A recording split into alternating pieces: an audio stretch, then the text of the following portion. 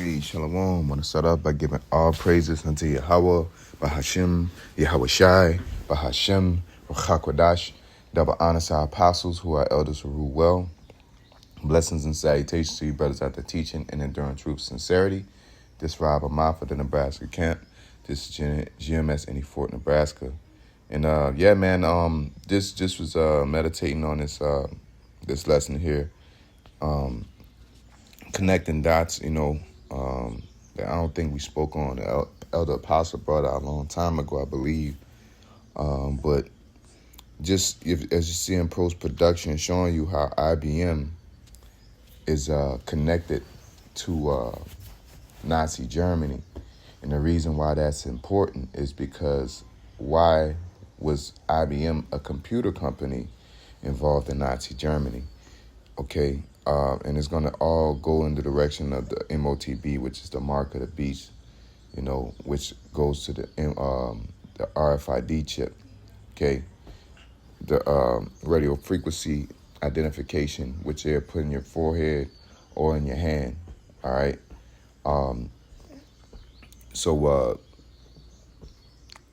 there's a article. I'm on Harvard Business, HBR, Harvard Business Review. This was put out in 2019 of November 19th. All right. It says Harvard. I'll read all that. Let me see here. Yeah, Harvard. It says Harvard Business School professor Jeff Jones discusses his case, Thomas J. Watson, IBM in Nazi Germany, which explores the option and responsibilities of multinationals with investments in politically reprehensible regimes. The case considers the strategy of U.S.-owned IBM, then a manufacturer of punch cards. All right. Again, it says the case considers the strategy of U.S.-owned IBM. So this article I just brought out is just to prove that IBM in America, were involved. Now, one person may say, "Oh, well, that's just their company." Well, why is your company all the way over there in Nazi Germany? Why are you assisting financially? We already know Esau to this day like to indirectly be involved, especially America, like to indirectly be involved through hire, mercenaries for hire, just like ancient Rome was. Okay, so Esau in Babylon today always use his, money. He tried to hide behind his money. He would hire other people to do things, or his company would be involved in some type of way. So that has major impact. Again, why is the U.S. involved in Nazi Germany? And how involved was the U.S. in Nazi Germany? It was very involved. All right. They had their scientists. They took some of the strategies. And this IBM system was a punch card, a.k.a. a numeric tracking system. All right. That was the origins of the computer, was really numbers and numbers to track data. Okay. To organize data, to collect data, and to track data. Ultimately, people were going to be a part of that tracking. And that was the origins of it, was to track humans. All right, eventually it turned into tracking data, all right, as well, all right. So, because it's all just like on the Matrix, it's all 0, 1s, numbers. And those number combinations, what they call codes, facilitate certain things, okay, or track certain things or organize certain things. But I continue on. It says the case considers the strategy of the U.S.-owned IBM, then a manufacturer of punch cards in Nazi Germany before 1937, and opens with IBM CEO Thomas J. Watson meeting Adolf Hitler in his capacity as president of the International Chamber of Commerce. IBM had acquired a German company in 1922. Like other American companies, found itself operating after 1933 in a country whose government violently suppressed political dissent and engaged in intimidation and discrimination against the, but that was Amalekites. All right, those are not our people. All right, so this is proof that IBM originated in um, in that capacity. All right, so double check, make sure I ain't got nothing missing. So fast forward, okay. There's an article I wanted to read. This one came out a year before, okay, but it's written in a sense of its current time instead of a historical content, okay. So it says IBM files patent for a subdermic chip of payment with cryptocurrencies, and this is on crypto economy. All right.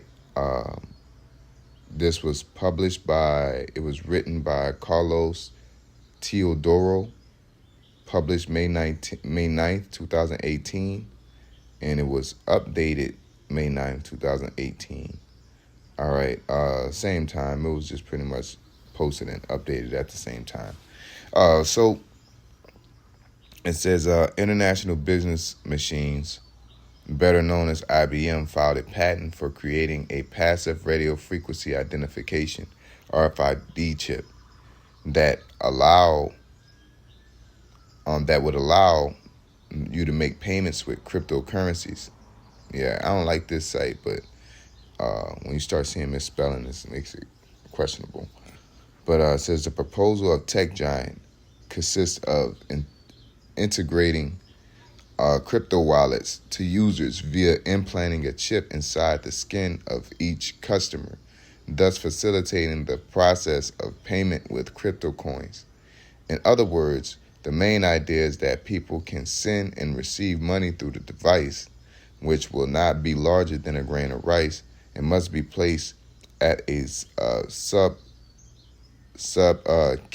cutaneous level, preferably somewhere around the wrist or the hand.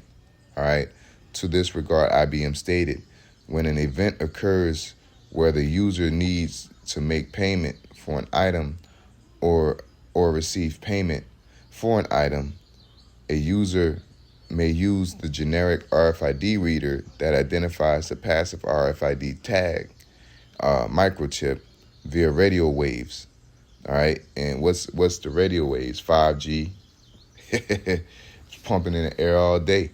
Same thing that's used for the HARP, you know. So it's a lot that connects that Esau is doing, especially with these weather patterns that's going on too, man. Okay. It says reads the cryptocurrency's address embedded in the tag and transfers the relevant cryptocurrencies. So fast forward to this modern time, you know, the cryptocurrency, which was a black market of a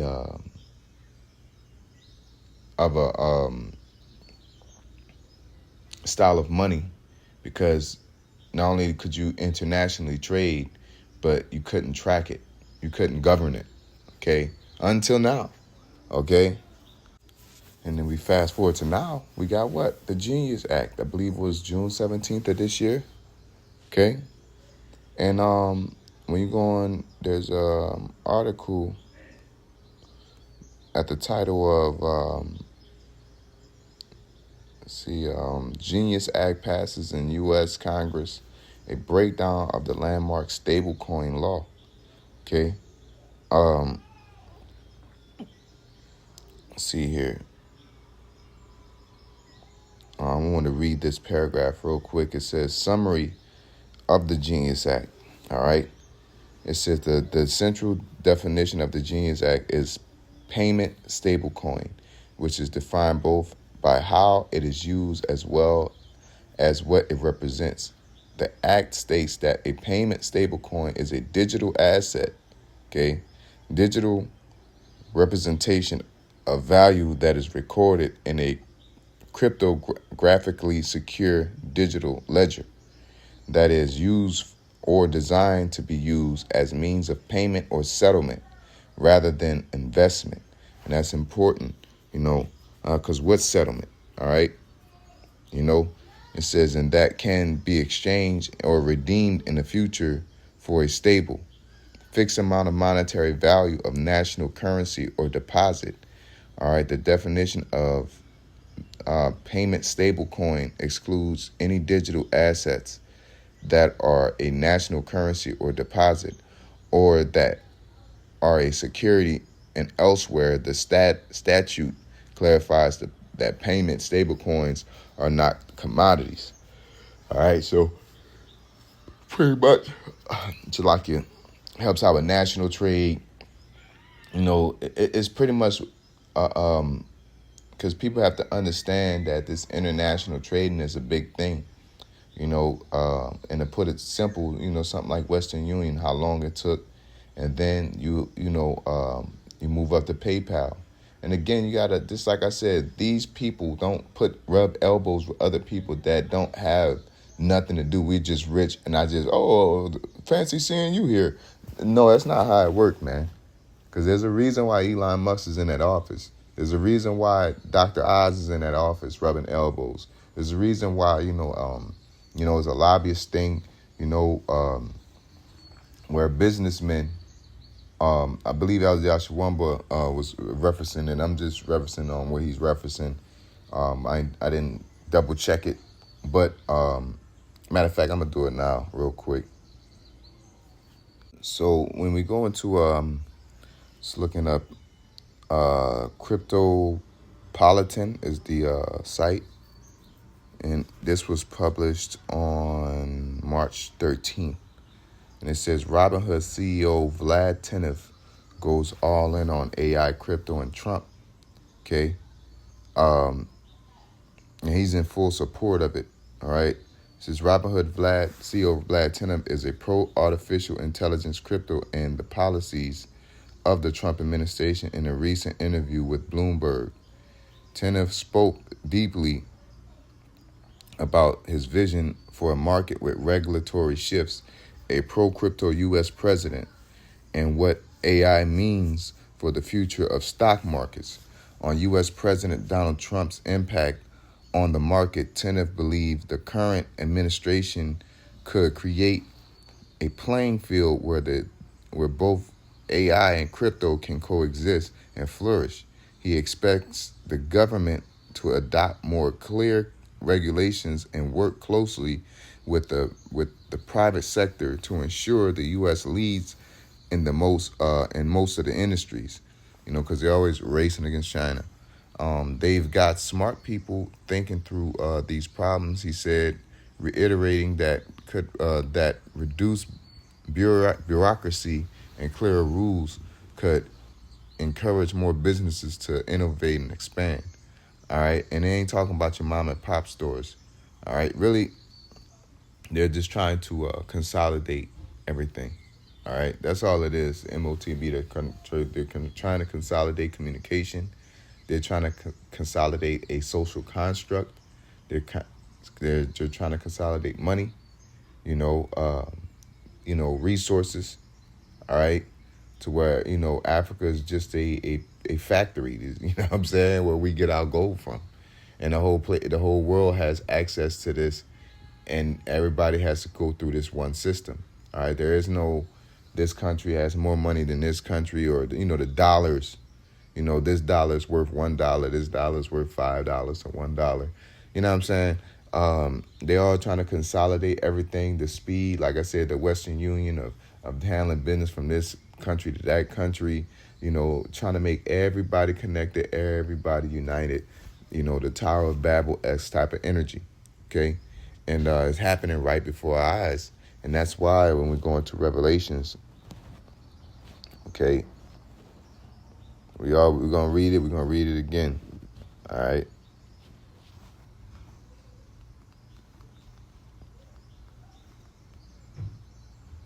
So Revelations 13 and 16, it says, "And he causeth all, both small and great, rich and poor, free and bond, to receive a mark in their right hand or in their foreheads." Now you could be petty. You know what I'm saying? Oh, it's the right. What happened when you put it on the left? It's the same thing, nigga. All right.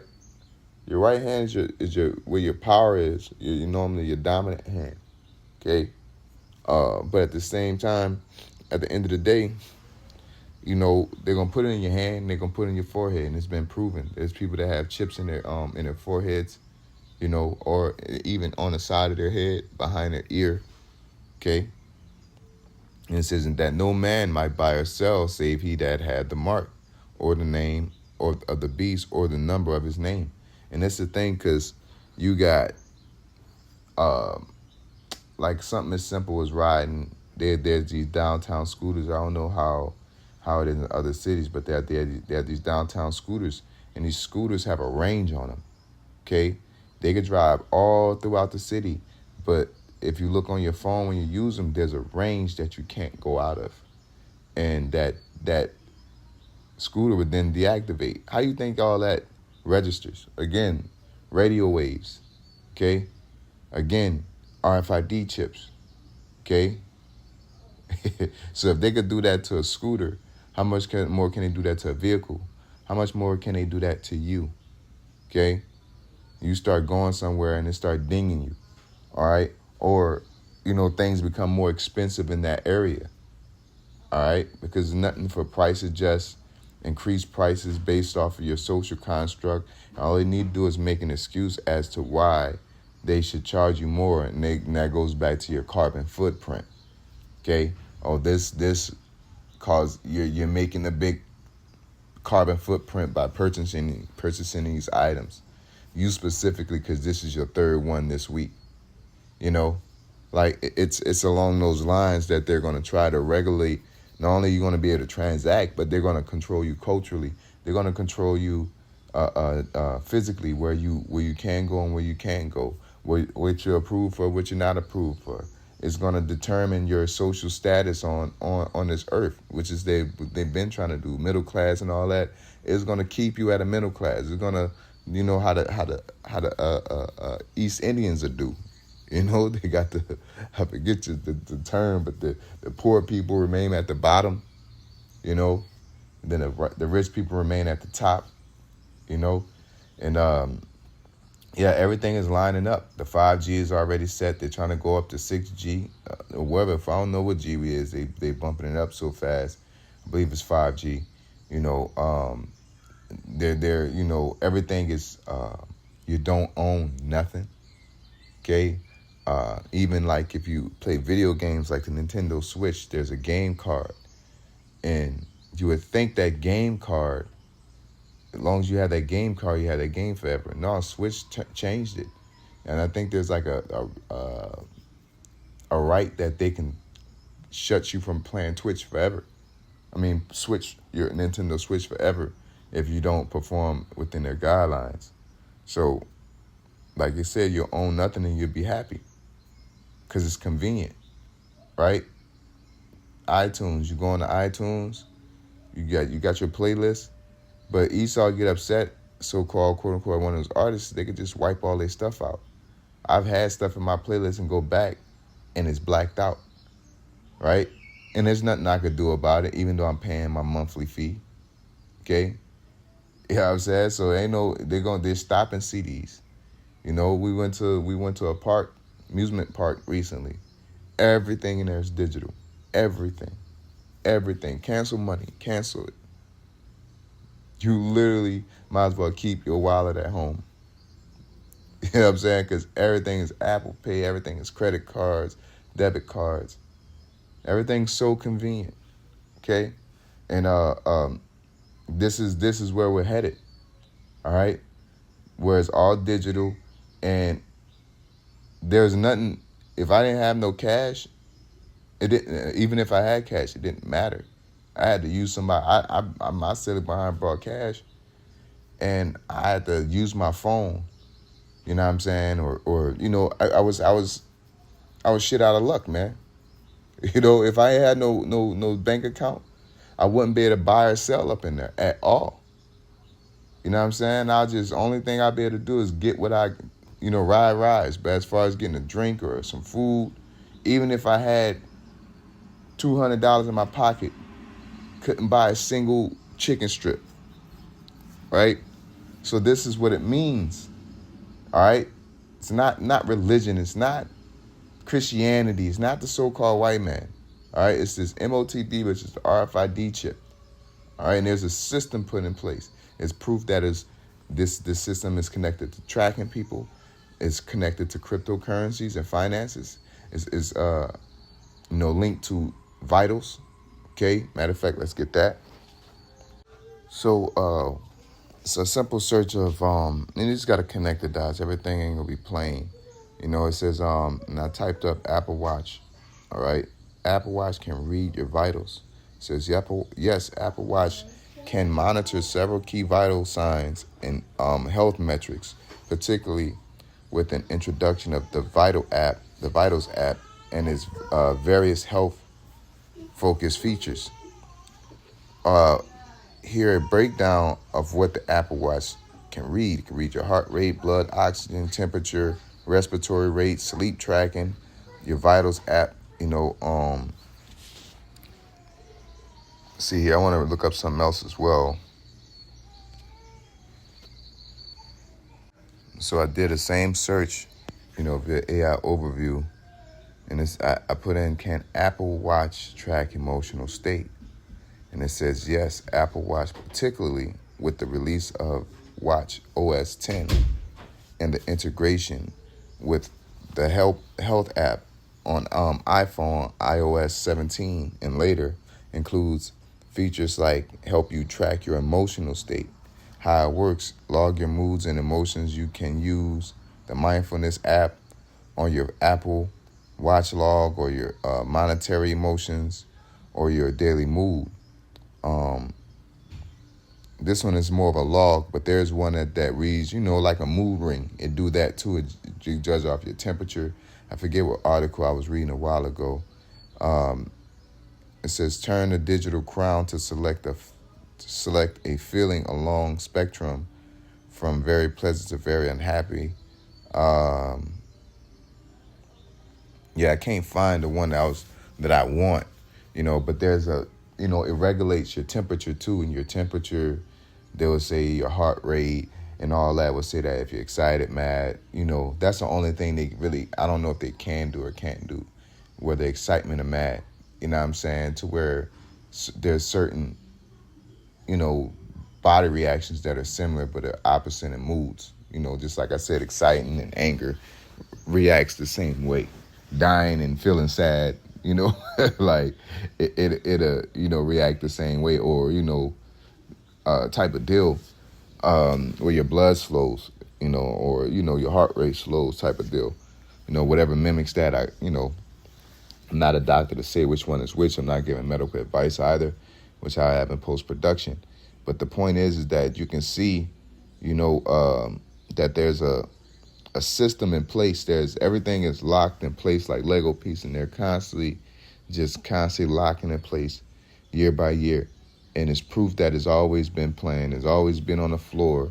So it's no reason for these other camps out here not to be able to understand what the MOTB is or give the breakdown, when there's tons of information that's being brought out on planet Earth all the way back to the Holocaust about how to track people, how to track goods. All right, that's the same thing. You go and scan something and you can track your packages. That's all RFID technology, and it's showing you all of its capabilities through its tentacles. Okay, and all they got to do is consolidate these abilities. All these same devices, the same thing as a grain of rice, may be put into a debit card, credit card, on a box, to follow it around, to debit, credit card to scan and transact, Apple Watch to regulate temperatures and moods. You know what I'm saying? It'll tell you get up and breathe. It can read your O2 levels. It'll tell you to stand up. It'll tell you, hey, you've been doing this too long, or you've been walking too long, or you know what I'm saying? It can regulate your day and tell you what to do. And AI will tell you through the computing. It'll start telling you, hey, Israel, you're with your BMI and this going on, you need to start, running at least 2 blocks. You need to run 2 blocks in the next 2 hours.